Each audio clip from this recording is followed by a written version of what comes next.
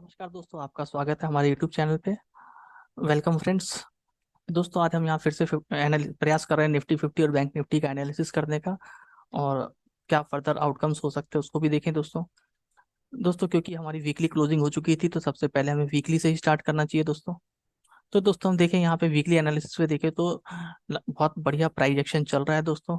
और जो हमारा लास्ट सेलर जो बैठा हुआ था, जो कि 19,600 की जिसने कॉल राइटिंग करी हुई थी दोस्तों, उसका एसएल हिट हो चुका है। ठीक है। एट प्रेजेंट अगर हम बात करें तो कोई तो है जो 19,900 की पुट को सेल कर रहा है, यानी कि डाटा पॉजिटिव है यहाँ पे दोस्तों। आगे की बात करें दोस्तों, हम डेली चार्ट पे चलते हैं। डेली चार्ट पे जैसा कि आपको दिखाई दे रहा है, और दोस्तों हमने काफ़ी समय से बात करी थी, ये वेज पैटर्न है, और हमने कुछ ये ड्राइंग को यहाँ पे ड्रा करके रखा था और आपसे ये कहा था कि इंपॉर्टेंट सपोर्ट एंड रेजिस्टेंस है, आप इसको नोट डाउन कर लीजिए, फर्दर आपके बहुत अच्छा काम पे आएगा। तो दोस्तों, आप ये लेवल्स देख रहे हैं। अगर आप रेगुलर व्यूअर्स हैं दोस्तों, ये लेवल आज के नहीं है, जैसे जैसे मार्केट बनाता जाता है हम उसके साथ साथ ड्रा करते चले जाते हैं। तो दोस्तों, बहुत बढ़िया सपोर्ट रेजिस्टेंस लेकर मार्केट यहाँ पे चल रहे हैं। ठीक है दोस्तों। अब हम यहाँ पे बात करें दोस्तों कि यहाँ पे हो क्या रहा है। एक तो G20 का बहुत अच्छा आउटकम आया दोस्तों, है ना। तो अब फिलहाल तो इंडिया के लिए इंडिया नहीं, सॉरी दोस्तों, भारत है ना, भारत के लिए कोई भी नेगेटिव नहीं है, और भारत की यहाँ पे रेटिंग बहुत अच्छी है। तो फिर भी मार्केट क्या फॉल कर सकता है या नहीं कर सकता, उसको हम समझेंगे दोस्तों। सबसे पहले दोस्तों, यहाँ पे समझने की जरूरत है कि ये एक मतलब 0.5 तो छोड़िए दोस्तों, 0.23 0.38% जो फिबोनाची रिट्रेसमेंट होता है, वहां से ही प्राइस अपसाइड की तरफ मूव कर गया है ना। और आगे दोस्तों, जो लेवल्स होते हैं वो तो अपन ड्रा करेंगे आगे चल के, लेकिन अभी हम देखें दोस्तों। दोस्तों, एक चीज देखिए, क्योंकि यहाँ पे आउटकम्स बहुत अच्छे आ रहे हैं, तो इसलिए हम यहाँ पे एक बात कर सकते हैं दोस्तों, ये एक राउंड मतलब बॉटम बनाया है प्राइस ने, है ना, जिसको हम कह सकते हैं कि एक कप टाइप का पैटर्न बना है दोस्तों। इसके बाद कप है, अगर ये प्राइस सीधे अपसाइड निकल जाता है यहाँ से ऐसे सीधे, तो दोस्तों ये इनवैलिड है। इसको रीटेस्ट करने आना चाहिए, रीटेस्ट करके फिर जाना चाहिए, है ना। मतलब एक एन टाइप का पैटर्न यहाँ पे ड्रा होना चाहिए। देखिए दोस्तों, मान लीजिए प्राइस ऐसा गया, उसको नीचे आके इस टाइप से उसको मूव करना चाहिए, नंबर वन। नंबर टू दोस्तों क्या है, अ, हमारा ड्राइंग कहाँ है। हाँ दोस्तों, इसके बाद क्या हो सकता है दोस्तों, ये जो लेवल है, मतलब एक दूसरा सिनेरियो की है, कह सकता है दोस्तों कुछ ऐसा, या और डिप, या और डिप जो भी हो दोस्तों, है ना। अभी देखेंगे फर्दर क्या हो सकता है।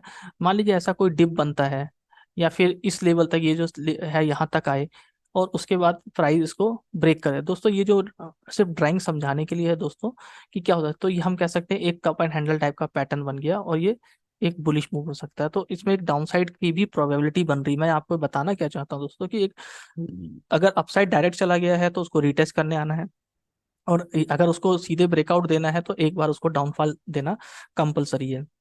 ये फर्दर पूरे वीक की बात कर रहा हूँ दोस्तों, एक दिन की बात नहीं है। अब मैं आता हूँ डेली एनालिसिस पे। डेली एनालिसिस सबसे पहले दोस्तों मैं आपको यहाँ पे दिखा देता हूँ ऑप्शन चैन।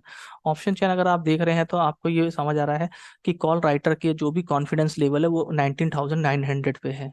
तो दोस्तों, हम यहाँ पे कह सकते हैं 19,900 का जो लेवल है, मंडे को मार्केट की एक प्रोबेबिलिटी बनती है कि 19,900 तक मार्केट मिनिमम जाए। इसके बाद दोस्तों एक चीज और समझिएगा, है ना। 19,900 का जो प्रीमियम है वो है 52, है ना, उस समय की बात करें तो। ये डेटा दिशा करना पड़ता है, लेकिन मैं आपको यहाँ पे एक्सप्लेन क्या करना चाहता हूँ दोस्तों। 19,900 की कॉल अगर किसी ने सेल करी है, तो 52 या 52 से ज्यादा के प्राइस में सेल करी होगी। एक समझ लेते हैं कि 50 में सेल करी है, 50 पे। तो 19,900 प्लस 50, यानी कि 19,950 तक कॉल राइटर को कोई डर नहीं है, उसकी उसको उसका कोई लॉस नहीं है। 50 पॉइंट ऊपर भी चले जाता है तो उसको कोई लॉस नहीं है।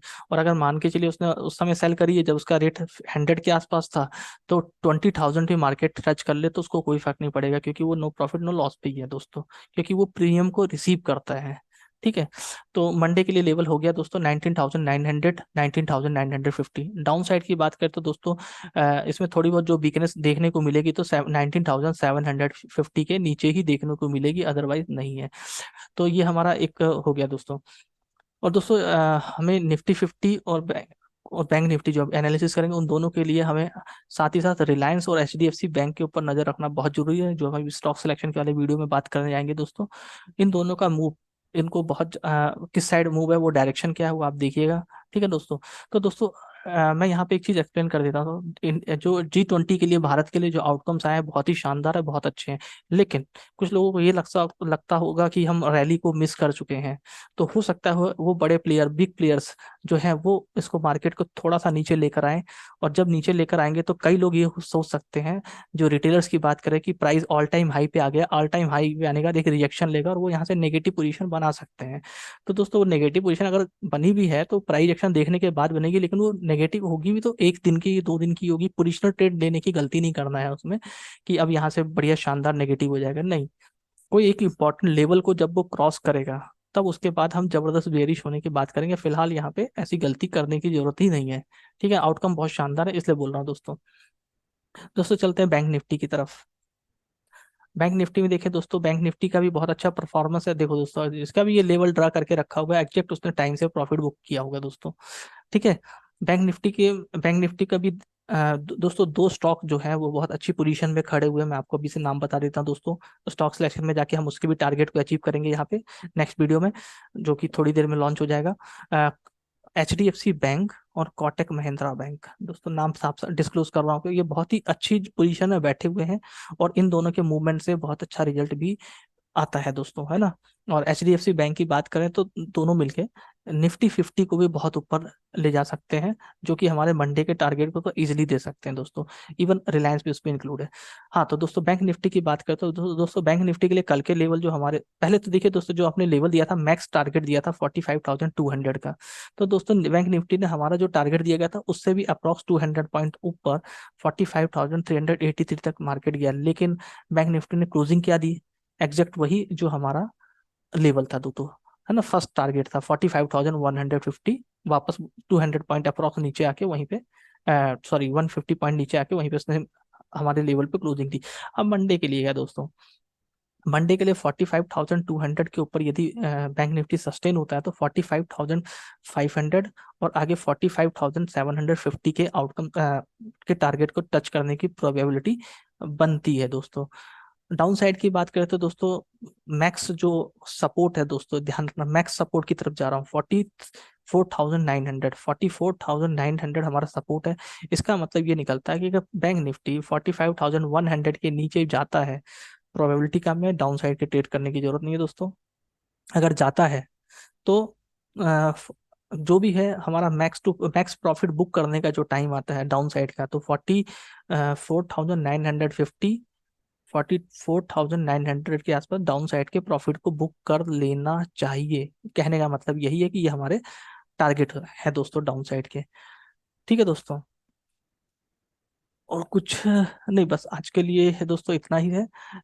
इंडाइसिस वीडियो में, स्टॉक का वीडियो अलग है जिसमें हम रिलायंस, HDFC बैंक और फर्दर और भी करीबन 9 to 10 स्टॉक्स है, उसके बारे में बात करेंगे। ठीक है दोस्तों, तो बने रहिएगा। वेलकम, आपका बहुत बहुत स्वागत है।